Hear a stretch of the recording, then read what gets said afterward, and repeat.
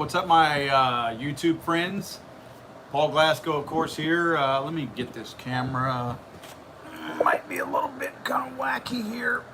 Get it bent to where it looks more right. There we go. That's a little better. Welcome, YouTube friends. You know the drill here. On a Friday night, if you got an opportunity for a beer, grab one. As you can tell by my complexion, it's been a very hot day today. We had temperatures in South Louisiana about 95, 96. Heat index probably 105, I believe is what I saw. Crazy hot down here. When you add the humidity in South Louisiana to that crazy temperature like that, there is no comparison, guys. I mean, I'm not saying we got it any worse anywhere else. No, I am. We got it worse in some other places. Now, there are plenty of places that don't have it as bad as, or that have it worse than us. I get that. But my point is, look, 105 degree heat index anywhere is not pleasant. I don't care where you are.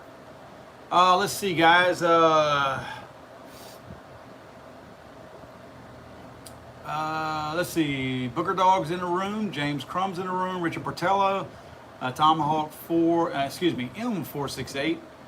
Richard Kaiser. Gary Griffiths. He's in from Oklahoma. What's up?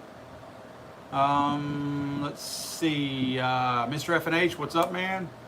Ralph McDaniel, what's going on? It's raining in Orlando. Boy, I wish it was raining here. We could really use a little bit of rain right here in South Louisiana right now. Well, which we got some earlier this week. I really shouldn't be complaining. It could be worse. We did get some rain. Let's see. Ryder Conkle is here. Let's see, guys. Jim Casal, Chris Williams, Small Kelly 2, Jan Liberty Justice, Ty J's in here. 105 isn't bad if you're in Phoenix, but it still is damn hot. Wow, Ty J. Sorry to hear that. That's rough. Grant Jones from North Carolina. What's up, dude? Southern Maryland is in here. MBD 2020. Oh, I just passed everybody up. I'm sorry. Let's see where we're at. Jerry 327th is in here. Hope I got that right. T. Wilkins. Hello from South Carolina. Good to see you, man. Mr. FNA says, got to shoot my new Fostech Echo 2 trigger this weekend. Yeah, they're pretty awesome. Gina Garcia, what's up from Florida? How's it going? YNH, good evening. What's going on? Ryan Westall, Ty J. Ty J is still stuck in Illinois. Sorry to hear that, buddy. Let's see. Luis Perez, what's up, man? Fast Brimmer Track Days. What's going on, dude? Andy Kaufman, the Archangel. Andy Kaufman is from Mission, Texas. Good to see you, bud. Richard Davis. I carry my revolver. American Patriot, Tony Ross. Jake Rogers, Matthew Turner. You guys are really flying in here fast. I'm having a little trouble keeping up with you guys. Let's see. Mr. FNH says, just picked up fireworks for tomorrow night's. About $350 to $400 worth. Wow. Mostly mortars, cakes, and fountains. Sweet. My neighbors decided that they felt like it was appropriate to do that about 35, 40 feet from my bedroom window last night until about 12:20 a.m. in the morning. I know that I'm getting tired right now, but I haven't figured out what I'm going to do to return the favor tonight because I've got to disrupt their sleep. Just not sure what I'm going to do yet. I'm thinking of getting some Q-beams and shining them across. It won't be as brutal, of course, so they can cover their face, but shining some Q-beams across the yard and into their bedroom and living room windows or something. I don't know what to do. I mean, I'm not going to burn their house down, although that thought did cross my mind. Let's see. All right, let me get into some of the stuff that I have to talk about. Again, guys, it is freaking hot right now. So, couple of things. Interesting. I wanted to wait till all of those debates got over with last week and kind of process them a little bit. The Democrat debates, for those of you that don't know what I'm talking about, the 20 candidates that decided that they want to run for the Democrat nomination for President of the United States. While I was doing some searching online, of course, most of my news that I get from AmmoLand, ammoland.com. Freddie and Brian and those guys over there are really awesome at being able to take all of the gun news for extremely current event type gun news stuff and putting it out there in a nice little package. And they did it again this time. For everything I was looking for, I found it all in one spot with these guys. They took, here we go, they took each debate and they compiled a list of all of the anti-constitutional, anti-American things that these guys said. Now, you guys know my own opinion about Democrat versus Republican. When you have the likes of Marco Rubio and Lindsey Graham out there thinking that red flag gun laws are a good thing, I don't feel like we have anyone on our side. But it's scary because we know the Republicans, what they're going to say, but we don't know whose side they're really on. We really don't. So there's a big question mark next to the Republicans. It appears that they will appear to be pro-gun when it benefits them. Typically around an election, you'll find Republicans go back to the fact that they need to support the Second Amendment.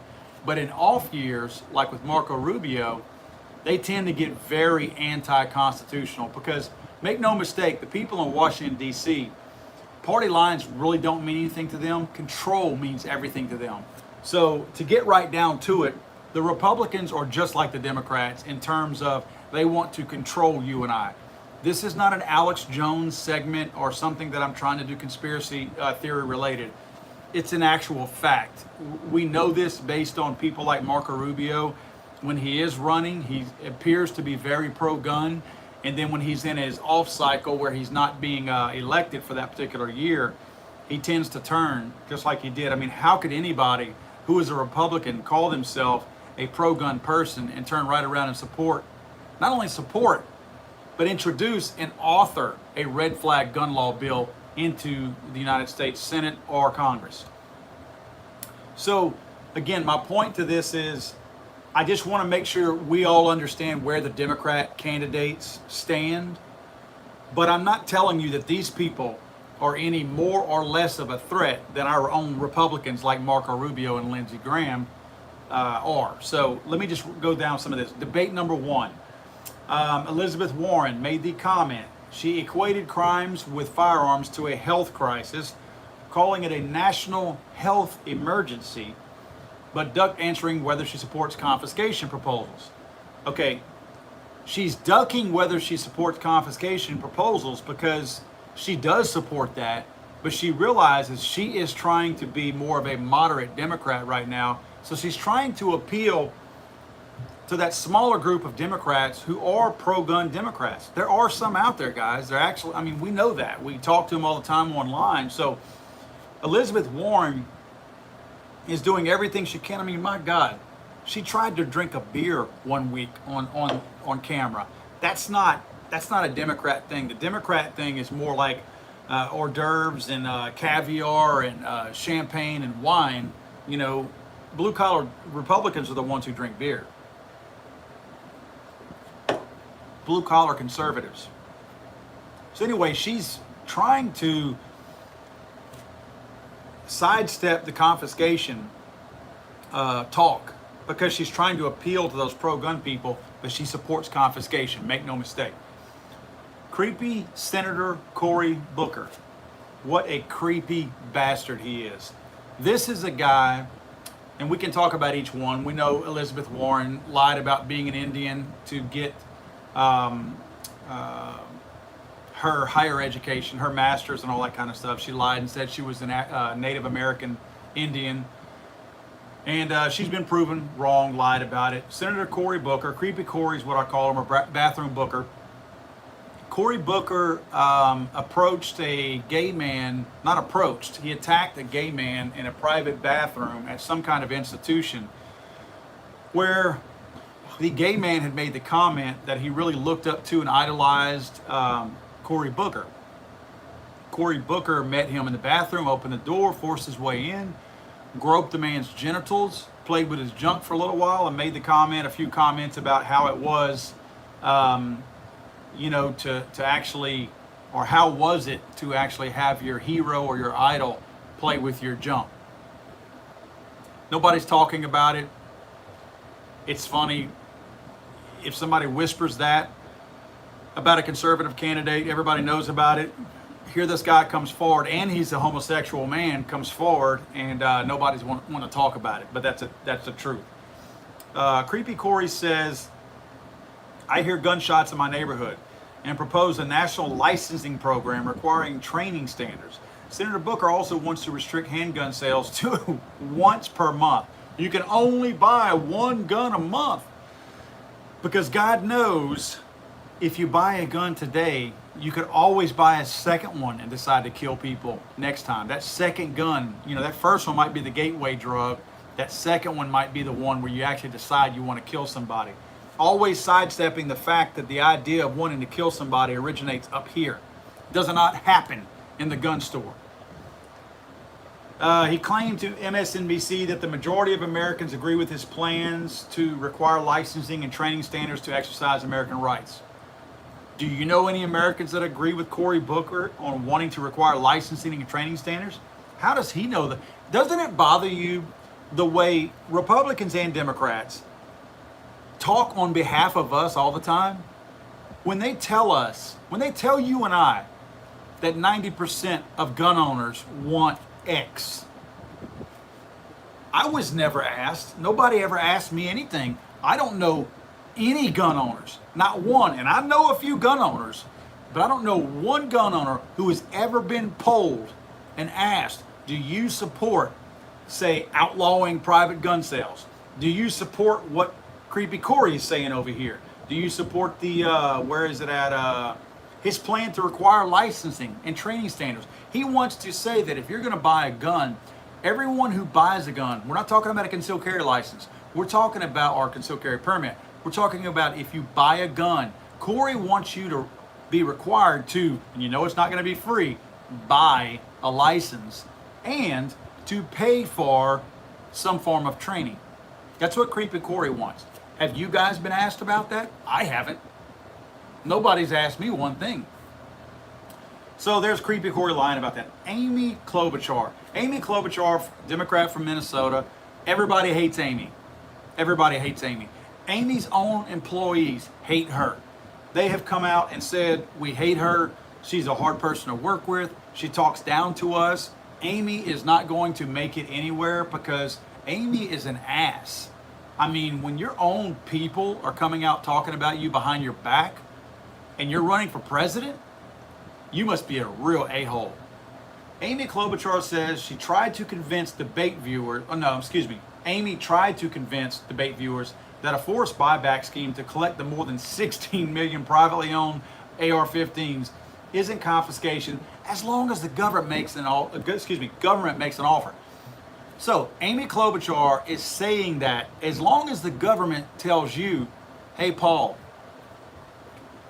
you know that $900 or $800 AR-15 you got behind you? We'll give you $150 for it.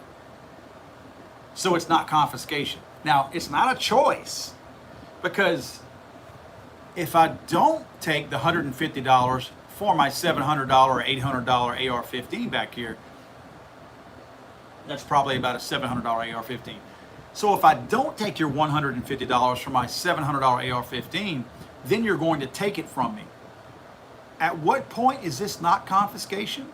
So you're saying that because you make the offer to underpay me for something that I can constitutionally own, that doesn't qualify as confiscation, even though if I refuse your lame, underbid and underpaid offer, an unconstitutional offer, even if I refuse that offer, it's still not confiscation when you actually, by definition of the word, confiscate my gun? How is it not confiscation? No wonder nobody likes you. No wonder everyone hates you. You're stupid. You don't make any sense, Amy. How would you like to have a call-in order for this woman? Can you imagine calling in lunch for this lady? She's not even thinking anything through. So because I lowball you and offer you to buy back a gun that you never owned it to begin with. The government never owned this gun. So how can it be, number one, a buyback? You can't buy back anything that was never yours before. Now, if I sold that gun, I could buy it back because I own it now. But if I never owned that gun, how do you buy it back? I know lots of friends who have AR-15s that I never owned. I can't buy them back. They never belonged to me before. I can buy them. But if I offer to any of my friends to pay $100 or $150 for a $700 AR-15, not one of them will ever sell one to me. But if I take it from them, you know what's going to happen? I'm going to be arrested. I'm going to be arrested for theft because I stole that gun. So if I refuse to let Amy Klobuchar pay me $150 for a $700 AR-15, she is going to steal my gun. But it's not theft because she offered me $150 for my $700 gun. Get out of here, Amy. You are a stupid female. You are a stupid person. You probably are the stupidest female, you're probably the stupidest candidate right now running for president. I really mean that. And that's including Eric Swalwell. As much as I can't stand this guy, I think Amy is the stupidest person out there. At least we know what Swalwell's agenda is. Let's keep moving. New York City Mayor Bill de Blasio portrayed gun control as a race issue, invoking his biracial son and quickly pivoted to policing. So, even though most people, and this is a statistical fact, you can look it up, you can call me a racist all you want, it is a fact. Whenever I state facts, that does not make me a racist. That makes me somebody stating facts. If you look up who's killing who with guns and claim that it's somehow a racial issue, what are the Democrat mayors and the Democrat governors doing in these Democrat-controlled cities to manage or at least minimize murder and shootings in these cities that are massively killing and shooting their own people? It's all inner city kids. It's all inner city young people. It's all black people in these big cities. It's all, how is it a race issue on our end? How are we looked at as the racists whenever they are the ones ignoring what's happening in their own cities just because they're black people? You know what I see? What I'm looking at is, I watch these Democrat mayors, and you know what I think? I think they're the most racist people of all, because all it takes is one or two little white kids at a school or somewhere else to get popped by a handgun or an AR-15, and it's front page news. But every single weekend in Chicago, Illinois, they mow down black kids like they're feral hogs in South Texas. And nobody says a word. Nobody hits the headlines with that. Nobody gets on the front page news. Nobody says how much of an outrage it is. No one says anything. Now you tell me that's not racist. That's who's racist. It's the Democrats running these damn Democrat-controlled cities. Those are your true modern-day plantation owners. That's the ones who are keeping these black people in check, because they're allowing them to get shot on a daily basis, and they're doing nothing to curb that violence. Nothing. There's no outrage. There's no this has got to stop. Nothing. They allow this to continue to happen. Now you tell me who the real racists are. Bill de Blasio, you are an idiot. Let me tell you something. Just because you say you're not a racist, just because you are married to a black person, does not make you not a racist. I'm sorry if you don't like me because I'm a white person. I'm not making this about race. You're making it about race. Gun ownership and problems with guns is not a race issue. There's no one in the gun community, including gun manufacturers, who are trying to place their guns in inner cities. You want to know the truth?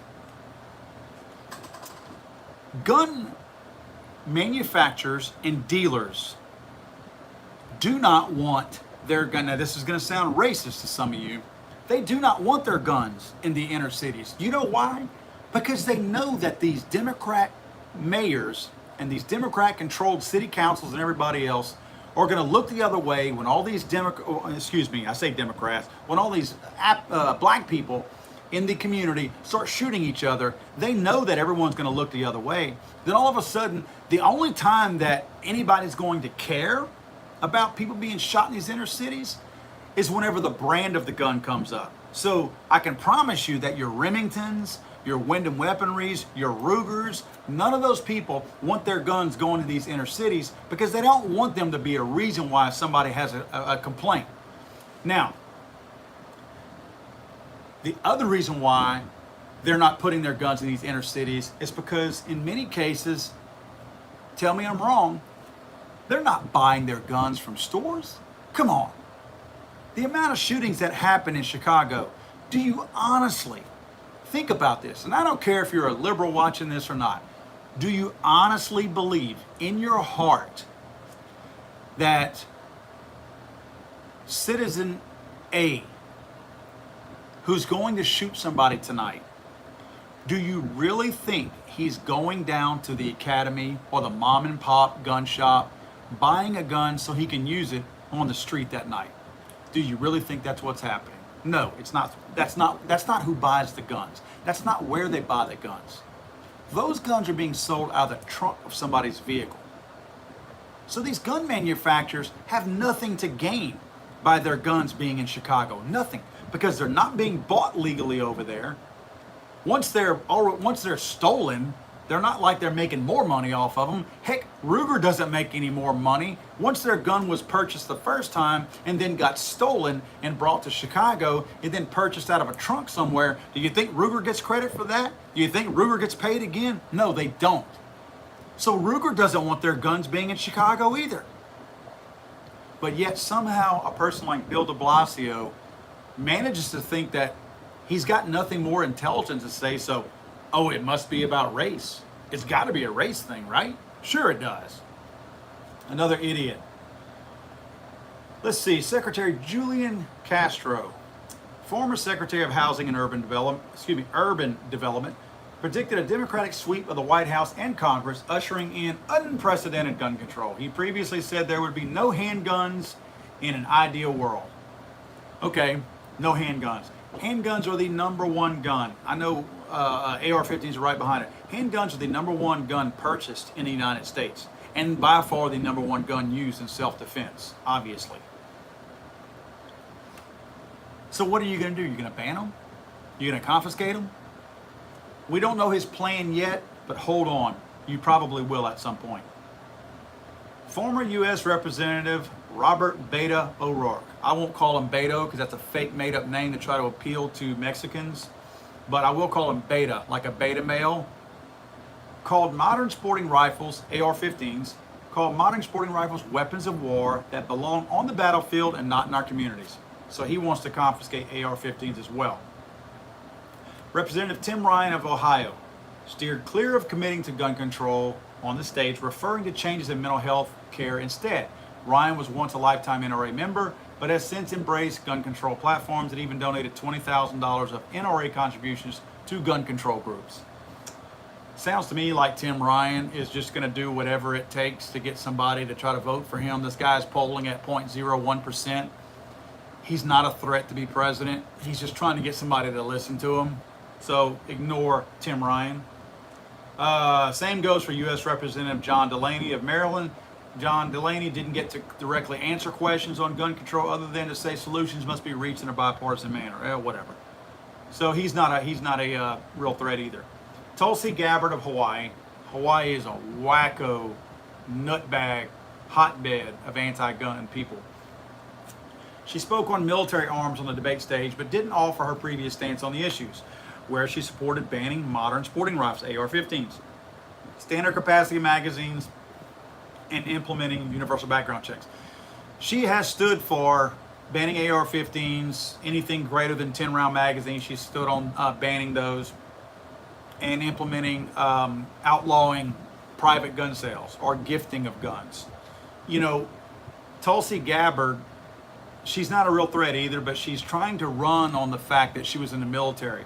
Let me be very nice about this and very polite about this. I support and always have supported, I am on record of supporting our military and our law enforcement pretty much at any turn. I have done a lot to support them. I've done a lot to help them. I've advocated for them. But let me make something very clear to you. The fact that you were in the military or law enforcement does not make you anything in the gun community. Nothing. You are no more qualified to talk about guns just because you held one for 1% of the time that you were in the military. I know people who handle guns by choice and don't handle them often, that do it more than most people in the military. You carrying a gun does not qualify you as a gun owner. You holding a gun, you strapping a gun to your shoulder, you running through the woods with a gun, you singing a song or chanting while you're marching with a gun does not qualify you to talk to me about guns. So telling me that you were in the military to try to somehow gain some credibility that will make me listen to you about guns, it doesn't work with me, guys. I'm sorry. I don't care if it's a Democrat candidate or a conservative guy who just got out of the military. He is no more qualified to talk to me about guns than anybody else. Most of you have way more knowledge than anybody that gets discharged from the military. So again, that is not a qualifying factor to suddenly make you a gun expert and an expert on talking about confiscating and banning guns. So Tulsi Gabbard, I'm sorry, but I respect your service, but it means nothing to me in terms of the gun conversation. Another one, Washington Governor Jay Inslee. Okay, whatever. He struggled to be heard. Nobody wanted to talk. I'm not even going to go over his. We got too much to go over. Debate number 2. This is a good one. I got to get a beer swig on this one.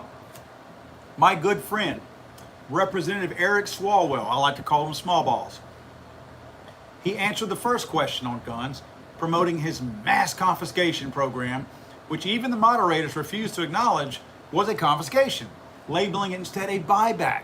A buyback. Again, they're somehow okay with the fact that somebody who never owned my guns can buy them back, even though they never owned them. Swalwell said Americans would be allowed to keep pistols, rifles, and shotguns. We have a presidential candidate who is openly stating that he will allow me to keep guns that he decides that I can keep. And that he is going to take back or throw me in jail guns that do not belong to him and never did belong to him.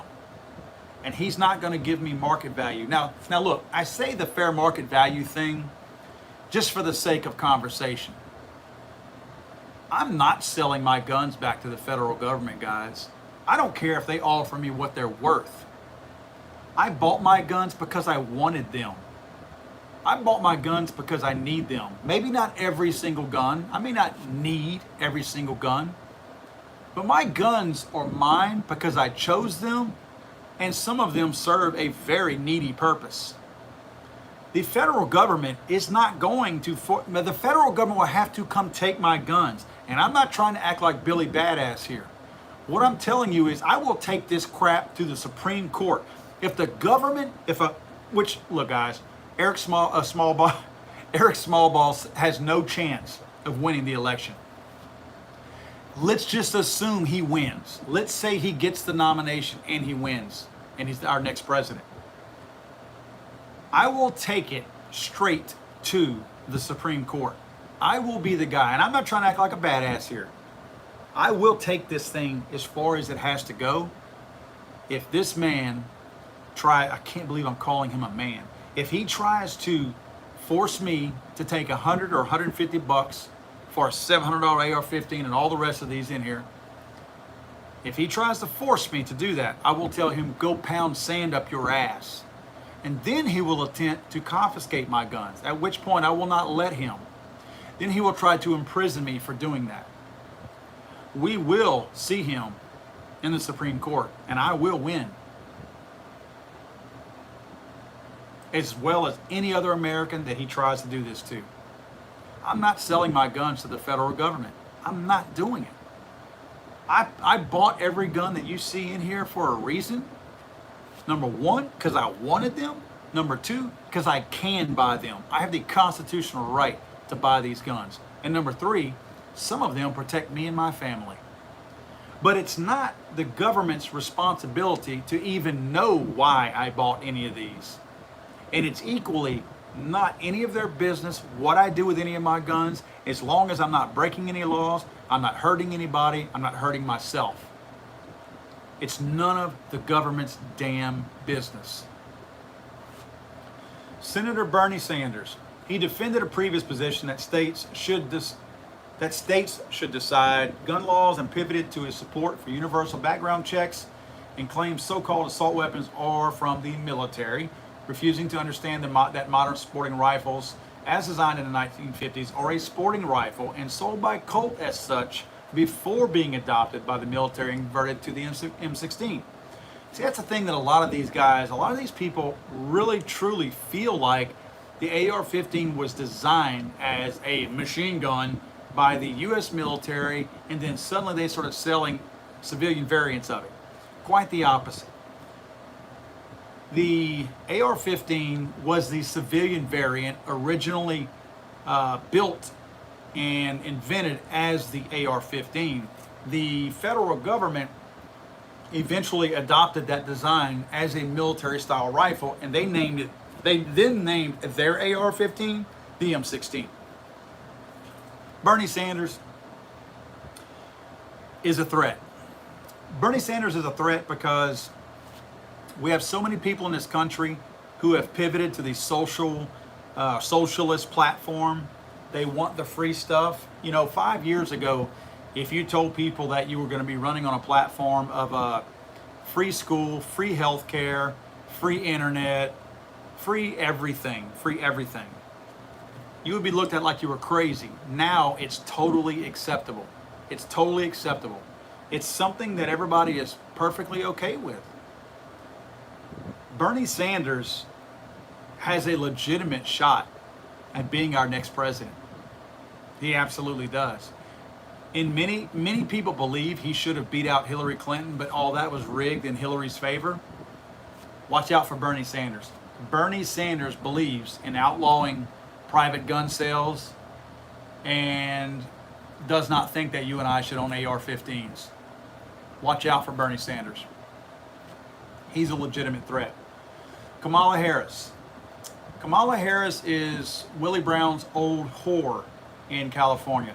Willie Brown is 30 years older than Kamala Harris. Willie Brown was, I think, the mayor of San Francisco or something like that. And Kamala Harris was his whore for several years while he was married. He was still married, but he was banging Kamala Harris. Kamala Harris did that to get where she is now, which I guess it's a good choice on her end, because look where she is now. She's running for president all because she banged Willie Brown. That sounds like probably a pretty good trade, although it sounds kind of disgusting to me. She has a legitimate threat simply because she is a woman, and some people think she's black. She's really not. She's not an African American. She's a Jamaican Indian is what she is. Her dad is Jamaican and her mom is Indian from India. So she's not an African American, but again, she's running on that. She's trying to run with the perception that she is an African American, which she's clearly not, and she's factually not. But she's a woman. A lot of people think just because we should have a woman president, just because. Not because she's better qualified, not because she's better at anything, but because it's time to have a woman president. Not because she would do better, but because it's time to have a woman president. Maybe it's time to have a pirate as a president. Let's get a cowboy in there. How about a cheerleader? It's time for that, right? Why would you ever figure that the person leading the one country, the one superpower in the entire world, the leader of the free world, why would you ever have a quota for that? Why would you ever say that it's time for a woman to be president? So I don't care how qualified the men are, we need a woman. No matter how, you're basically saying it doesn't matter to me how unqualified the woman is based on the other candidates who are more qualified than her. It's just time we have a woman in there. How stupid is that? Martin Luther King would bitch slap you for saying that, because Martin Luther King would never support electing somebody president based on the color of their skin only. That is not how we judge who should be our president. But Kamala Harris has a shot at being president because she is a pseudo black person and she is a woman, and people think it's time to have a woman president. Watch out for Kamala Harris. She says, reiterated her demand for legislation within 100 days. She says that within 100 days of her being president, she's going to do all this through executive action. Threatened executive action to ban modern sporting rifles, AR-15s. She also said guns would be a priority for a Harris administration. Whatever. Mayor Pete Buttigieg, that's the Democrat from Indiana. He blamed guns for the crime problems in America, saying they make Americans less safe. He didn't say guns in the wrong hands. That's not what he said. He did not say guns in the hands of killers in Chicago. He did not say guns on the streets in Baltimore. He did not say guns on the street in December, in Detroit or New Orleans. He did not say any of that. He said guns in our hands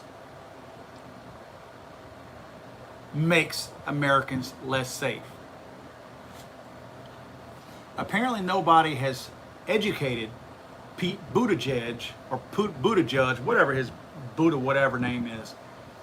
Apparently no one has told him that 2,000 times, I don't know what it is, 2,000 times a day I read somewhere, people defend themselves with guns. Maybe it's 2,000 times a year or something. I don't know what it is. It can't be. That's no way it's just that low of a number.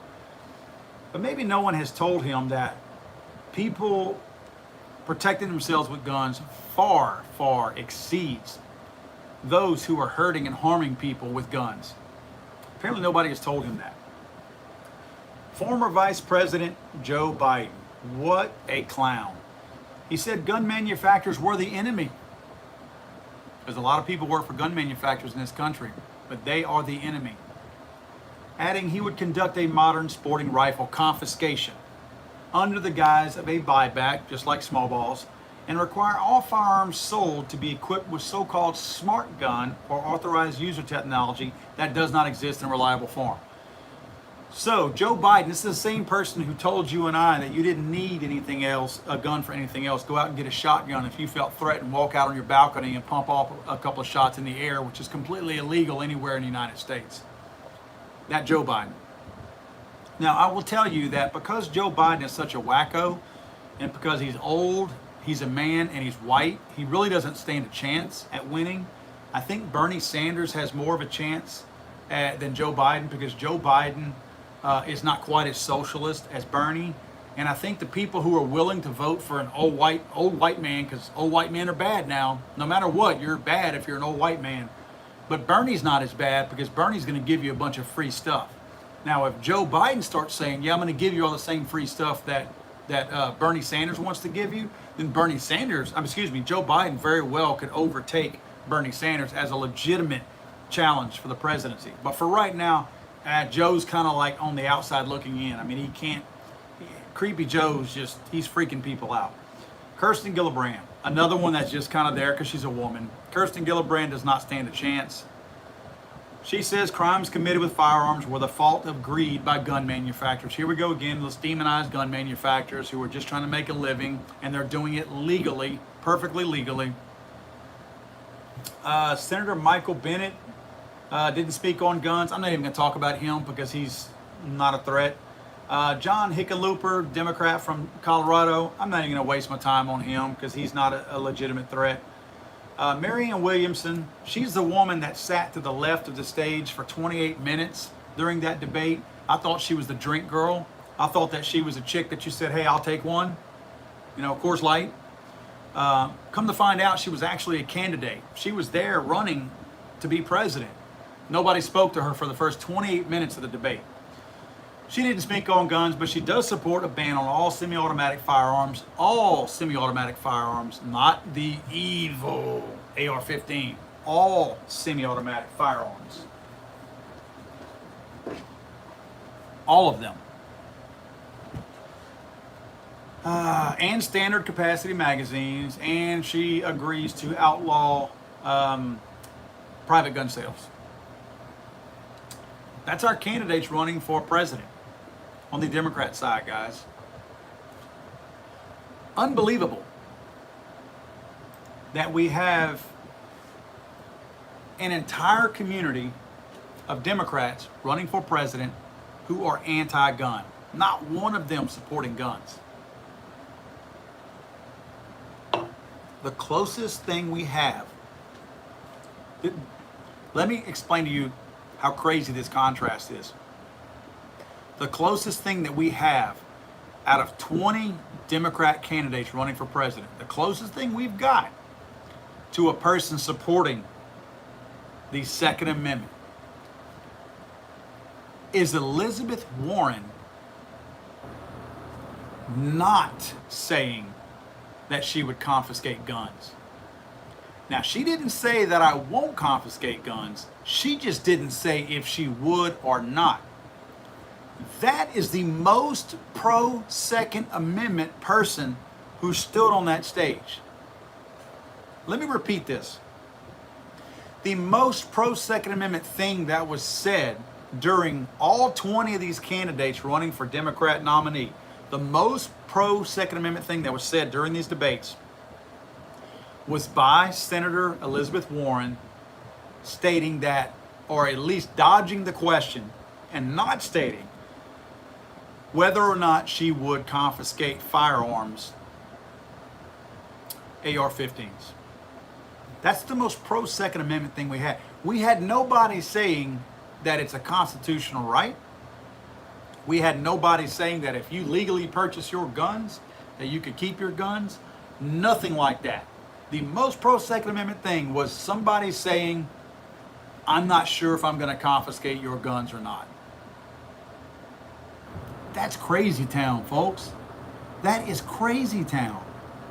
Now, you know my thoughts on Donald Trump. I don't think Donald Trump knows enough about guns to be pro-Second Amendment. He says very stupid things about guns. But then he wholeheartedly acts like he supports them.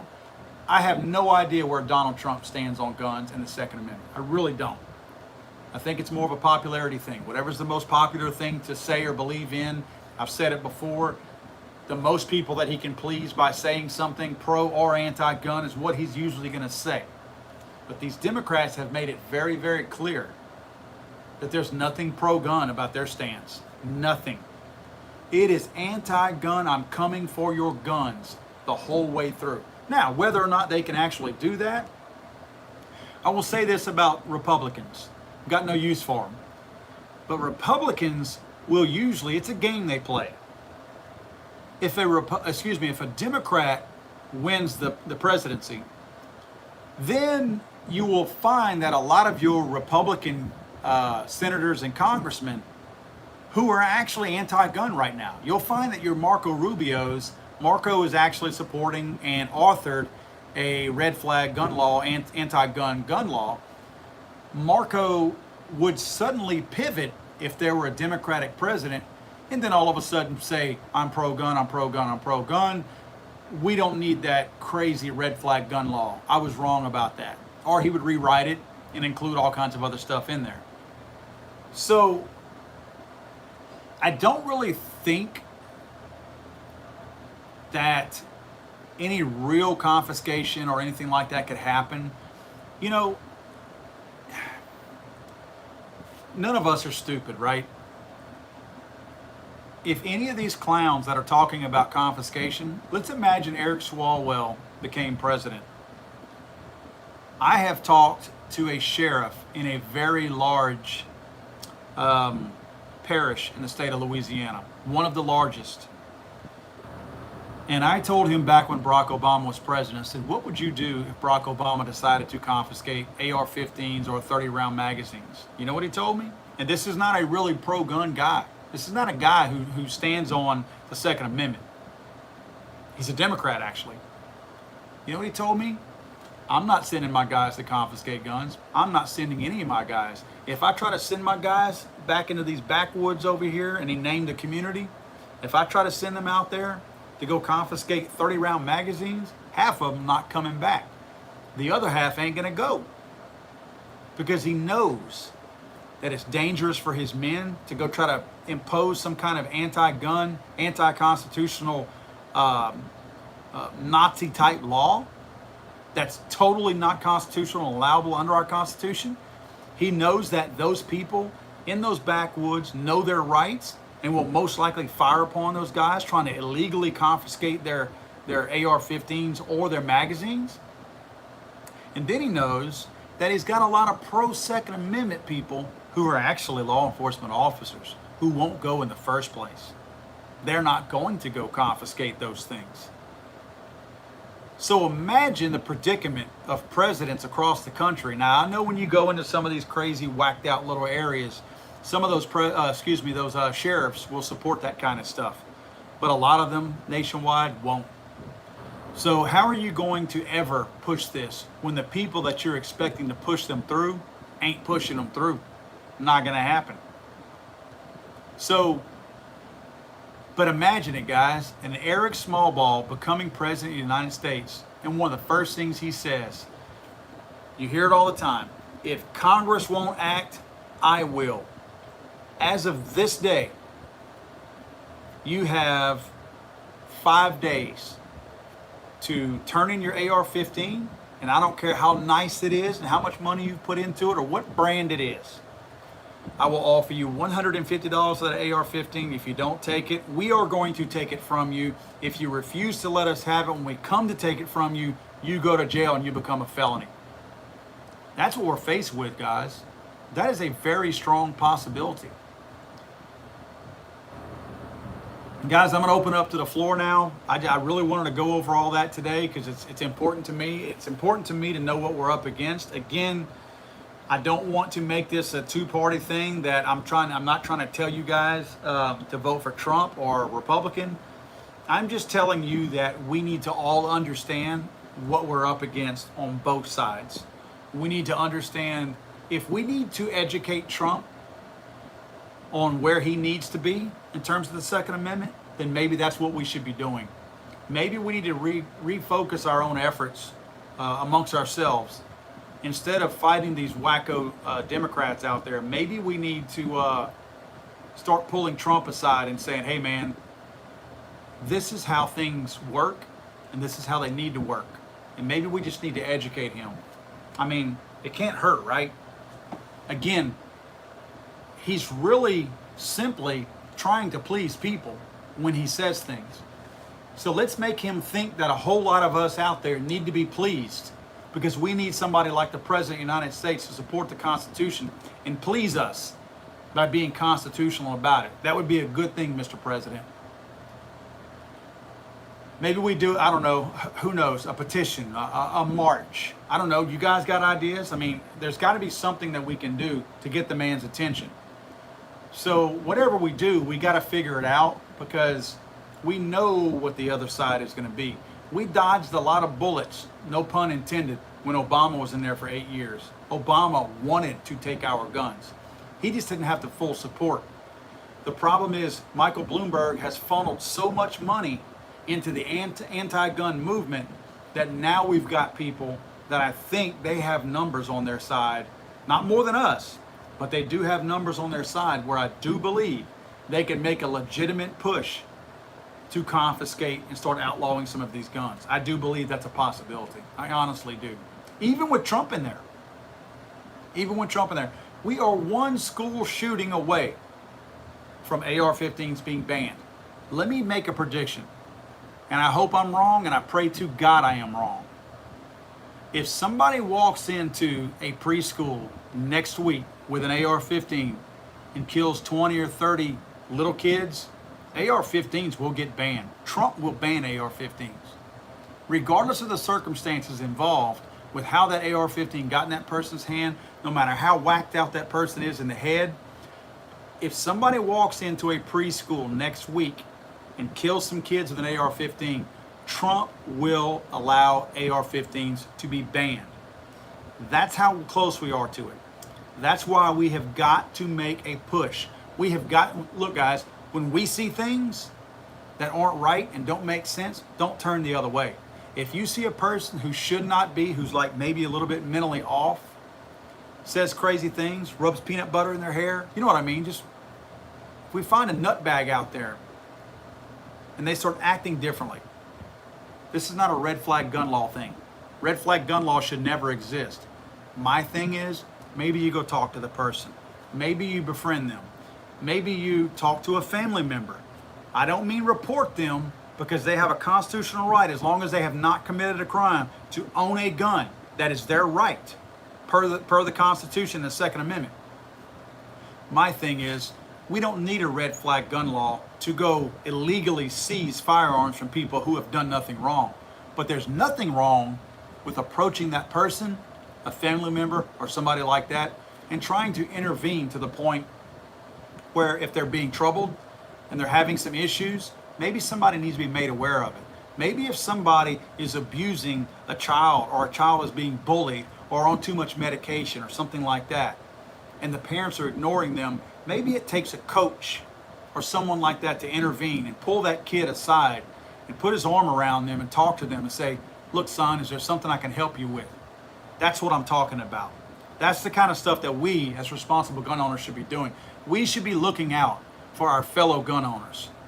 Whether we agree wholeheartedly with them or not, we've still got a responsibility. That person over there is still a legal gun owner who has not committed a crime. We don't confiscate their guns, but I feel like we have an obligation to look out for everybody in our community to make sure we have the right people representing us in our community. And that's one way to do it. Again, pull that person aside, talk to them. Try to talk to them. Try to see, is there something I can help you with? You know? Anyway, guys, I'm gonna get off my soapbox. Been on my soapbox for a minute here. Let me open up to you guys.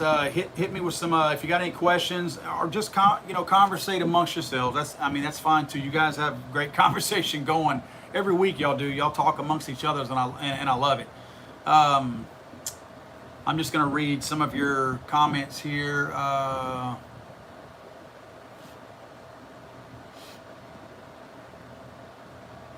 Yeah, Tomahawk 468, you bring up a good point. What if intervening fails? Look, I'm not saying it's perfect. It's not a perfect system. I don't support red flag gun laws, but is there a last resort option? You know, I don't think red flag gun laws are ever a good idea because they will be abused. I'm sorry, guys. I'm not going to sit here and say, oh, you got to break a couple of eggs to make an omelet. That's not my point. But you don't disenfranchise millions of gun owners just because you're trying to stop one or two from murdering somebody. I know that sounds cold. Oh, you might be thinking, well, you're okay with that one or two person killing somebody. No, I didn't say that. But it's not right for you to strip me of my constitutional rights just because you're afraid that there is some hypothetical murder from somebody out there that we don't know who it is. That you're trying to prevent a murder that might happen by disenfranchising me. That's not how it works, guys. This is America. We do not do it like that. We do not go forward and disenfranchise people for fear that something might happen. That's not how it works. To answer your question, I don't know. What if intervening fails? Maybe that person goes and kills somebody. You know what? Maybe intervening doesn't directly help, but maybe it buys some time. Maybe that person has a second thought. You know what I mean? Just because that person doesn't tell you, you know what, you're right, I'm not going to do anything. Maybe that person does decide. Maybe you don't even realize that you thwarted a crime and a mass murder. Maybe you don't even realize that. Maybe whenever you intervene and you go talk to that person, you say, hey man, look, if you ever need something, just know that I'm here. Just because that person doesn't tell you man, thank you for telling me that. Now I'm not going to go shoot up a school full of kids. Just because they don't tell you that doesn't mean that you didn't thwart a potential crime. It's very possible that person you put your arm around and said, look, man, I know you got some problems going on. If you ever need anything, I know your family's not around anymore. I know they're not talking to you, but if you never ever need anything, here's my number, or you know where to find me. Come talk to me. If you're a coworker, hey man, come talk to me. That person may not say a word to you, but may leave that conversation and walk away going, wow, somebody actually does care about me. We don't know what things that we're thwarting. We don't know what type of things that we're actually intervening and at what point we are actually having some kind of an impact on a person that's going down a really dark road. Sometimes it's just a matter of giving them someone to talk to. It may be that simple.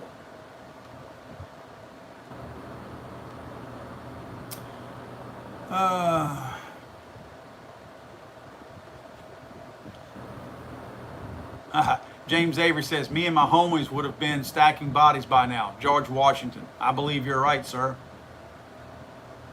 Let's see here.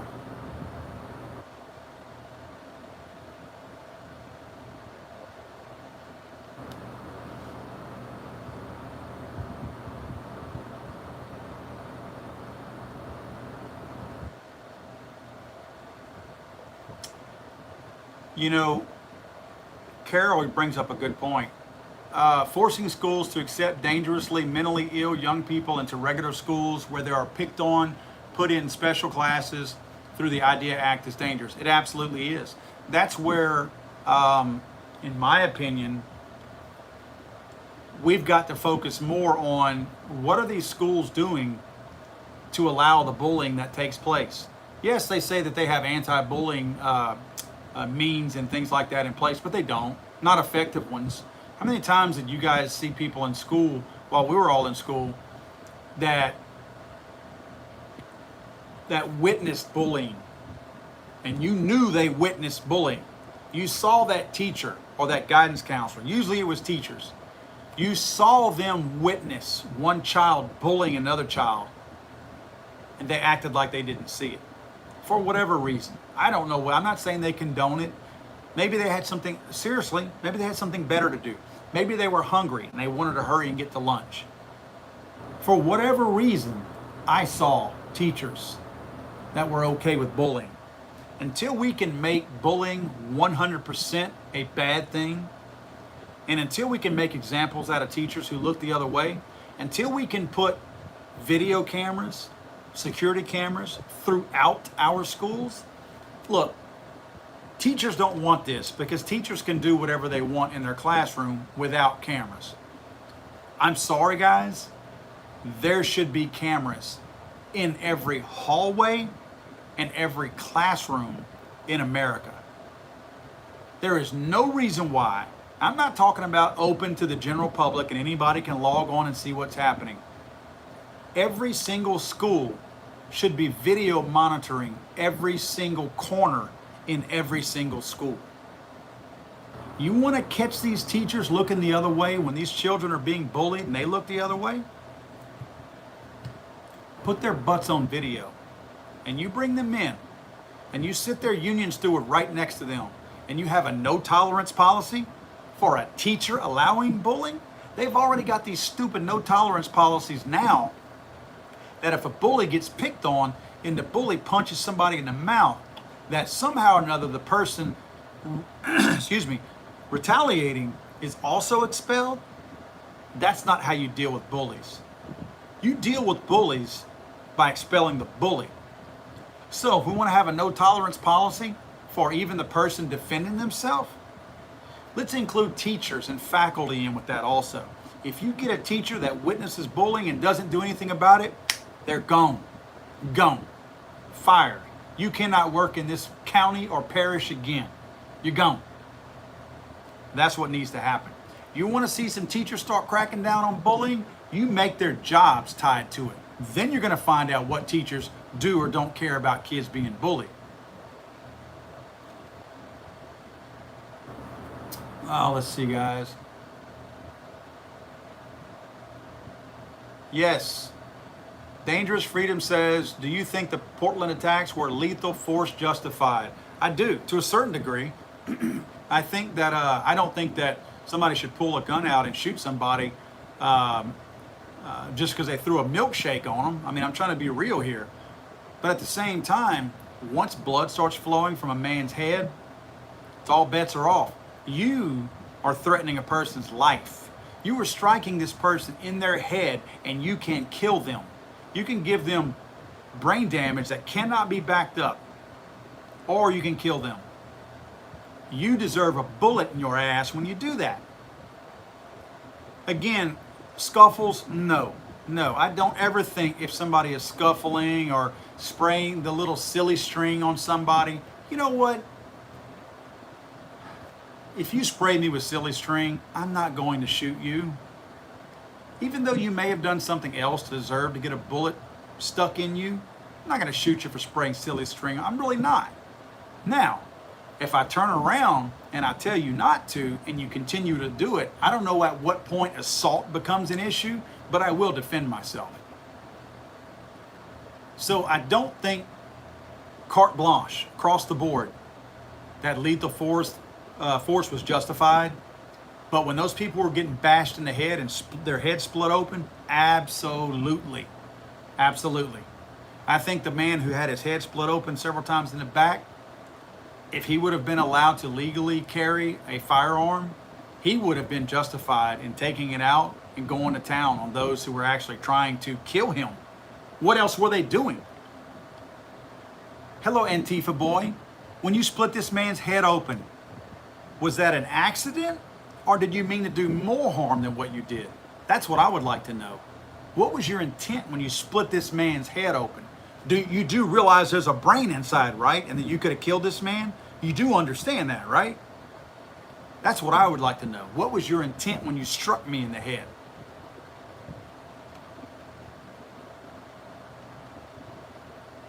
I feel sorry for kids nowadays, guys. I think our kids are, man, our kids are in a bind, you know. I talk about kids all the time, and I'm going to wrap up with this, guys. I talk about kids all the time because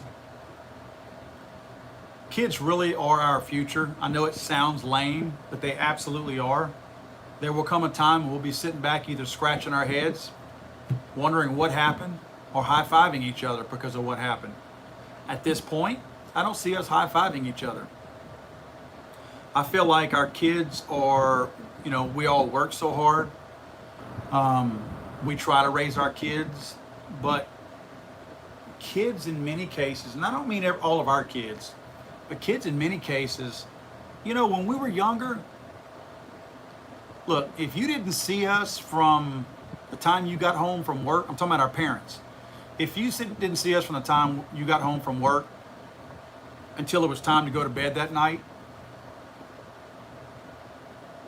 we weren't robbing stores. We weren't doing drugs. We weren't vandalizing things. We weren't beating people at, at Antifa rallies. We might have been doing some crazy stuff, some stupid stuff, but usually it was running through the woods doing crazy things. It was usually jumping ramps that we could have been severely hurt, that we shouldn't have been doing, jumping ditches, creeks. As we got older, firing our dirt bikes up and doing stupid stuff with dirt bikes.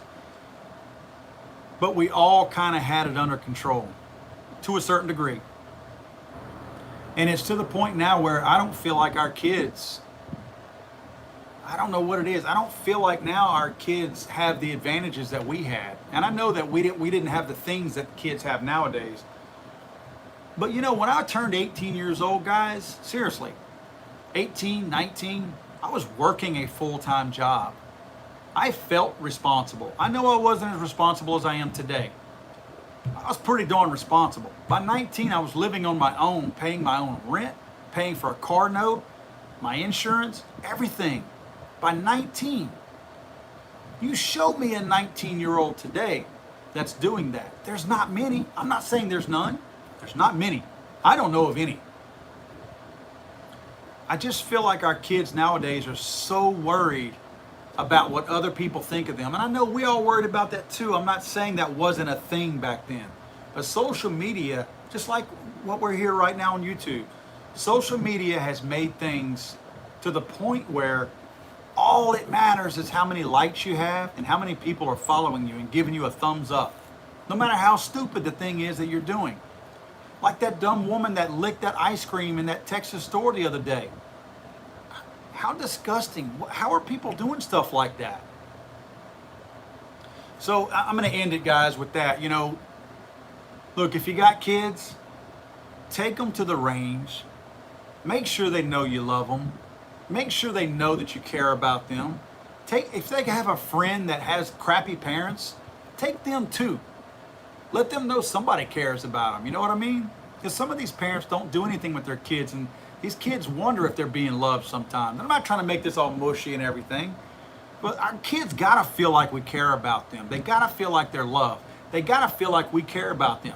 They have to know that we have high hopes for them. Not just that they're on their own. They have to know that we've got high hopes on them, for them, whenever they get older and go on and live on their own, you know? So, guys, have a great weekend. As I always say, this beer's hot. If you're drinking beer, please don't drive tonight, guys. You know, drink responsibly, of course, but don't drive. Get a designated driver if you can. If you make it out to the range this weekend, remember your ear protection, your eye protection. Always try to tell people, you know, bring somebody to the range if you could. Bring an old person, a young person, introduce them to safety, reintroduce an older person to safety, gun safety. You know, it's really good to do stuff like that and to make sure people out there realize that, hey, we're trying to pass along what we all are passionate about as far as firearms and guns. Guys, I'm going to see you guys next Friday night. I hope you had a great July 4th or Independence Day yesterday. 243 years for this great country of ours. I love this country. I always will love this country. It doesn't matter to me how many people try to bring it down and talk bad about it. This is always going to be the best country in the world, and I'm so glad that, by the grace of God, I was born into this great country, United States of America. Guys, you have a great weekend. I will see you all next week.